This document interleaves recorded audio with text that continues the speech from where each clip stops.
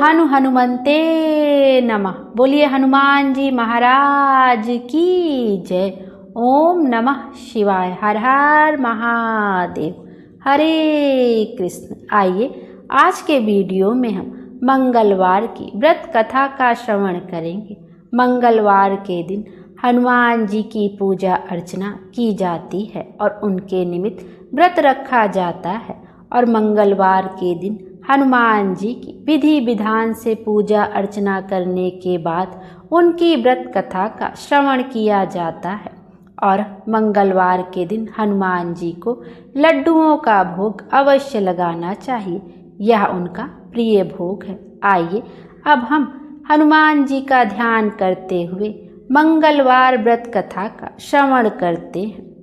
व्यास जी ने कहा, एक बार नैमिषारण्य तीर्थ में 80,000 मुनि एकत्र होकर पुराणों के ज्ञाता श्री सूत जी से पूछने लगे, हे महामुनि, आपने हमें अनेक पुराणों की कथाएं सुनाई है।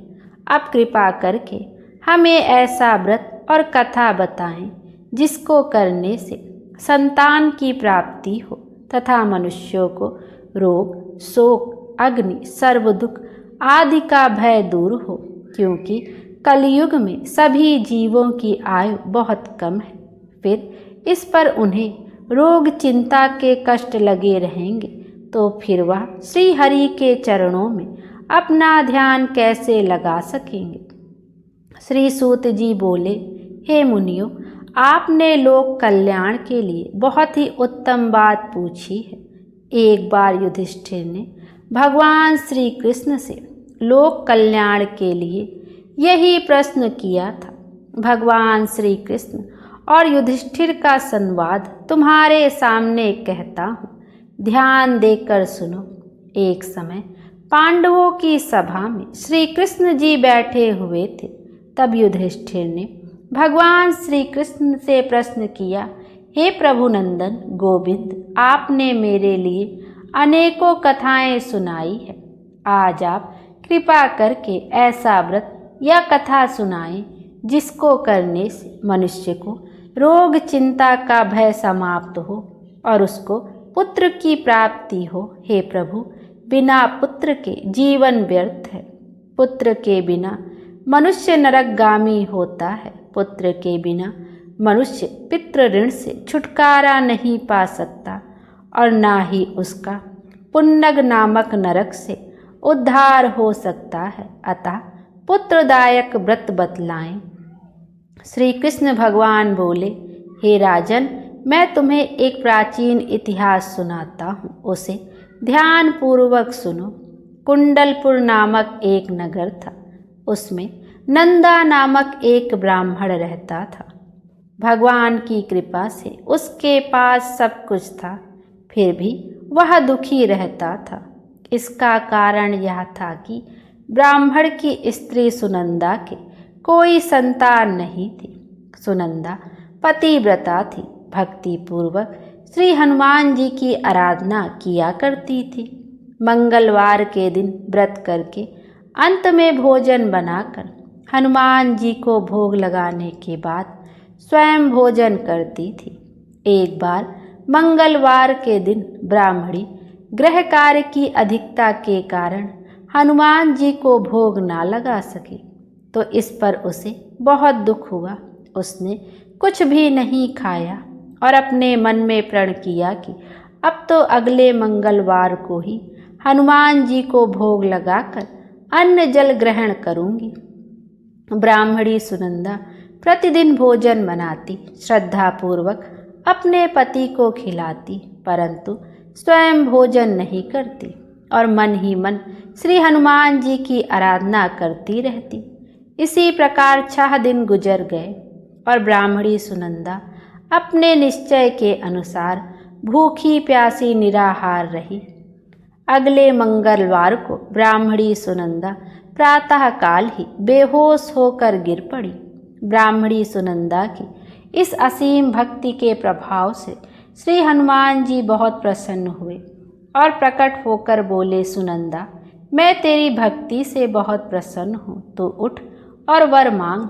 सुनंदा अपने आराध्य देव श्री हनुमान जी को देखकर आनंद की अधिकता से विह्वल हो श्री हनुमान जी के चरणों में गिरकर बोली, हे प्रभु, मेरी कोई संतान नहीं है, कृपया करके मुझे संतान प्राप्ति का आशीर्वाद दें, आपकी अति कृपा होगी।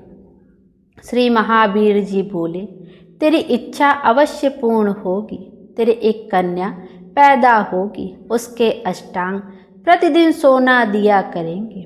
इस प्रकार कहकर श्री महावीर जी अंतर ध्यान हो गए। ब्राह्मणी सुनंदा बहुत हर्षित हुई और सभी समाचार अपने पति से कहा। ब्राह्मण देव कन्या का वरदान सुनकर कुछ दुखी हुए, परंतु सोना मिलने की बात सुनी तो बहुत प्रसन्न हुए। विचार किया कि ऐसी कन्या के साथ मेरी निर्धनता भी समाप्त हो जाएगी। श्री हनुमान जी की कृपा से वह ब्राह्मणी गर्भवती हुई और 10वें महीने में उसे बहुत ही सुंदर पुत्री प्राप्त हुई। यह बच्ची अपने पिता के घर में ठीक उसी तरह से बढ़ने लगी जिस प्रकार शुक्ल पक्ष का चंद्रमा बढ़ता है। 10वें दिन ब्राह्मण ने उस बालिका का नामकरण संस्कार कराया। उसके कुल पुरोहित ने उस बालिका का नाम रत्नावली रखा, क्योंकि यह कन्या सोना प्रदान किया करती थी। इस कन्या ने पूर्व जन्म में बड़े ही विधान से मंगल देव का व्रत किया था। रत्नावली का अष्टांग बहुत सा सोना देता था। उस सोने से नंदा ब्राह्मण बहुत ही धनवान हो गया। अब ब्राह्मणी भी बहुत अभिमान करने लगी थी। समय बीतता रहा। अब रत्नावली 10 वर्ष की हो चुकी थी। एक दिन जब नंदा ब्राह्मण प्रसन्नचित्त था, तब सुनंदा ने अपने पति से कहा, मेरी पुत्री रत्नावली विवाह के योग्य हो गई है, अतः आप कोई सुंदर तथा योग्य वर देखकर इसका विवाह कर दें। यह सुन ब्राह्मण बोला, अभी तो रत्नावली बहुत छोटी है। तब ब्राह्मणी बोली, शास्त्रों की आज्ञा है कि कन्या 8वें वर्ष में गौरी, 9 वर्ष में रोहिणी, 10वें वर्ष में कन्या, इसके पश्चात रजस्वला हो जाती है। गौरी के दान से पाताल लोक की प्राप्ति होती है, रोहिणी के दान से बैकुंठ लोक की प्राप्ति होती है, कन्या के दान से इंद्रलोक में सुखों की प्राप्ति होती है। अगर हे पति देव रजस्वला का दान किया जाता है तो घोर नरक की प्राप्ति होती है। इस पर ब्राह्मण बोला, अभी तो रत्नावली मात्र 10 वर्ष की ही है और मैंने तो 16-16 साल की कन्याओं के विवाह कराए हैं, अभी जल्दी ही क्या है। ब्राह्मणी सुनंदा बोली, आपको तो लोभ अधिक हो गया है। शास्त्रों में कहा गया है कि माता पिता और बड़ा भाई रजस्वला कन्या को देखते हैं तो वह अवश्य ही नरकगामी होते हैं। तब ब्राह्मण बोला, अच्छी बात है, कल मैं अवश्य ही योग्य वर की तलाश में अपना दूत भेजूंगा। दूसरे दिन ब्राह्मण ने अपने दूत को बुलाया और आज्ञा दी कि जैसी सुंदर मेरी कन्या है वैसा ही सुंदर वर उसके लिए तलाश करो। दूत अपने स्वामी की आज्ञा पाकर निकल पड़ा। पंपई नगर में उसने एक सुंदर लड़के को देखा। यह बालक एक ब्राह्मण परिवार का बहुत गुणवान पुत्र था। इसका नाम सोमेश्वर था। दूत ने इस सुंदर व गुणवान ब्राह्मण पुत्र के बारे में अपने स्वामी को पूर्ण विवरण दिया। ब्राह्मण नंदा को भी सोमेश्वर बहुत अच्छा लगा और फिर शुभ मुहूर्त में विधि पूर्वक कन्यादान करके ब्राह्मण ब्राह्मणी संतुष्ट हुए। परंतु ब्राह्मण के मन तो लोभ समाया हुआ था। उसने कन्यादान तो कर दिया, पर वह बहुत खिन्न भी था। उसने विचार किया कि रत्नावली तो अब चली जाएगी और मुझे इससे जो सोना मिलता था वह अब मिलेगा नहीं। मेरे पास जो धन था कुछ तो इसके विवाह में खर्च हो गया और जो शेष बचा है वह भी कुछ दिनों पश्चात समाप्त हो जाएगा। मैंने तो इसका विवाह करके बहुत बड़ी भूल कर दी है। अब कोई ऐसा उपाय हो कि रत्नावली मेरे घर में ही बनी रहे, अपनी ससुराल ना जावे। लोभ रूपी राक्षस ब्राह्मण के मस्तिष्क पर छाता जा रहा था। रात भर अपनी सैया पर बेचैनी से करवटें बदलते बदलते उसने एक बहुत ही क्रूर निर्णय लिया। उसने विचार किया कि जब रत्नावली को लेकर उसका पति सोमेश्वर अपने घर के लिए जाएगा तो वह मार्ग में छिपकर सोमेश्वर का वध कर देगा और अपनी लड़की को अपने घर ले आवेगा, जिससे नियमित रूप से उसे सोना भी मिलता रहेगा और समाज का कोई मनुष्य उसे दोष भी नहीं दे सके। प्रातःकाल हुआ तो नंदा और सुनंदा ने अपने जमाई तथा लड़की को बहुत सारा धन देकर विदा किया। सोमेश्वर अपनी पत्नी रत्नावली को लेकर ससुराल से अपने घर की तरफ चल दिया। ब्राह्मण नंदा महालोभ के वशीभूत हो अपनी मति खो चुका था। पाप पुण्य को उसे विचार ना रहा था। अपने भयानक व क्रूर निर्णय को कार्य रूप देने के लिए उसने अपने दूत को मार्ग में अपने जमाई का वध करने के लिए भेज दिया था, ताकि रत्नावली से प्राप्त होने वाला सोना उसे हमेशा मिलता रहे और वो कभी निर्धन ना हो। ब्राह्मण के दूत ने अपने स्वामी की आज्ञा का पालन करते हुए उसके जमाई सोमेश्वर का मार्ग में ही वध कर दिया। समाचार प्राप्त कर ब्राह्मण नंदा मार्ग में पहुंचा और रुदन करती अपनी पुत्री रत्नावली से बोला, हे पुत्री, मार्ग में लुटेरों ने तेरे पति का वध कर दिया है। भगवान की इच्छा के आगे किसी का कोई वश नहीं चलता है। अब तू घर चल, वहाँ पर ही रहकर शेष जीवन व्यतीत करना। जो भाग्य में लिखा है वही होगा। अपने पति की अकाल मृत्यु से रत्नावली बहुत दुखी हुई। करुण क्रंदन व रुदन करते हुए अपने पिता से बोली, हे पिताजी, इस संसार में जिस स्त्री का पति नहीं है उसका जीना व्यर्थ है। मैं अपने पति के साथ ही अपने शरीर को जला दूंगी और सती होकर अपने इस जन्म को, माता पिता के नाम को तथा सास ससुर के यश को सार्थक करूंगी। ब्राह्मण नंदा अपनी पुत्री रत्नावली के वचनों को सुनकर बहुत दुखी हुआ। विचार करने लगा, मैंने व्यर्थ ही जमाई वध का पाप अपने सिर लिया। रत्नावली तो उसके पीछे अपने प्राण तक देने को तैयार है। मेरा तो दोनों तरफ से मरण हो गया। धन तो अब मिलेगा नहीं। जमाई वध के पाप के फलस्वरूप यम यातना भी भुगतनी पड़ेगी। यह सोचकर वह बहुत खिन्न हुआ। सोमेश्वर की चिता बनाई गई। रत्नावली सती होने की इच्छा से अपने पति का सिर अपनी गोद में रखकर चिता में बैठ गई।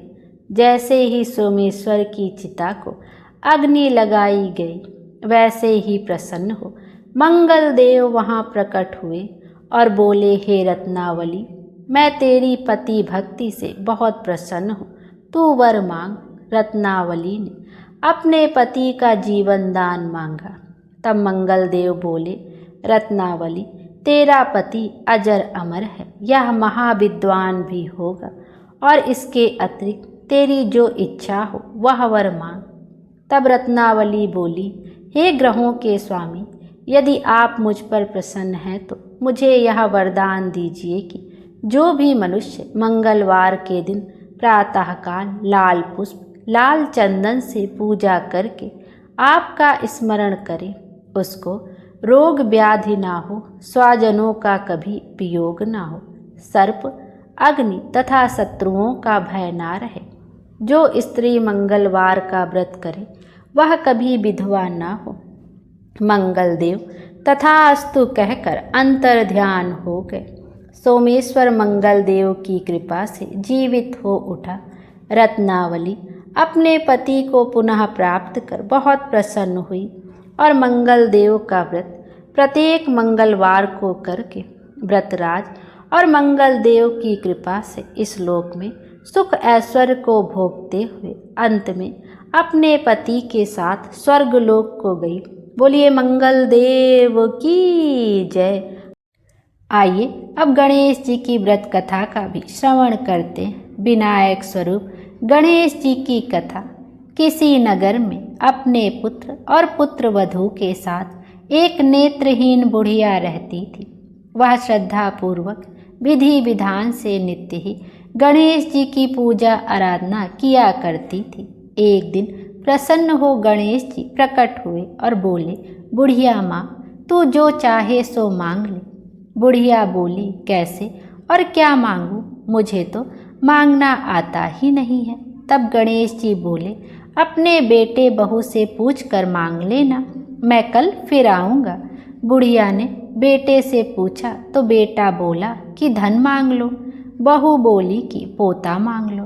तब बुढ़िया ने सोचा कि ये दोनों तो अपने अपने मतलब की बात कह रहे हैं। अतः बुढ़िया ने पड़ोसिनों से पूछा। पड़ोसिनों ने कहा, बुढ़िया तू थोड़े ही दिन जिएगी, क्यों तू धन मांगे और क्यों पोता मांगे? तू तो आंखें मांग ले, जिससे तेरा बाकी जीवन आराम से कट जाए। लेकिन बुढ़िया ने पड़ोसिनों की बात नहीं मानी। उसने सोचा कि जिसमें बहू बेटा राजी हो वह मांग लूँ और अपने मतलब की चीज भी मांग लूँ। अगले दिन गणेश जी आए और बोले, बुढ़िया माँ, जो चाहे सो मांग ले।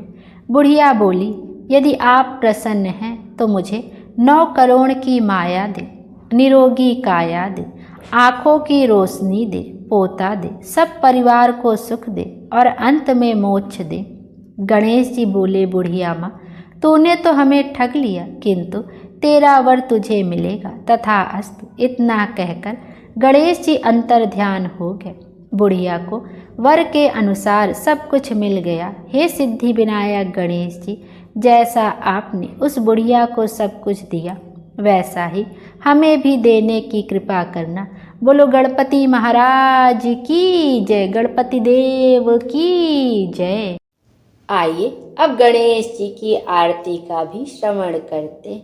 जय गणेश जय गणेश जय गणेश देवा, माता जाकी पार्वती पिता महादेवा। एक दंत दयावंत चार भुजाधारी, मस्तक सिंदूर सोहे मूस की सवारी। अंधन को आँख देत कोढ़िन को काया, बाझन को पुत्र देत निर्धन को माया। हार चढ़े फूल चढ़े और चढ़े मेवा, लड्डुवन का भोग लाग संत करे सेवा।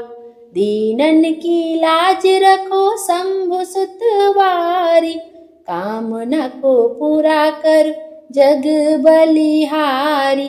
जय गणेश जय गणेश जय गणेश देवा, माता जाकी पार्वती पिता महादेवा। माता जाकी पार्वती पिता महादेवा। बोले गणेश जी महाराज की जय।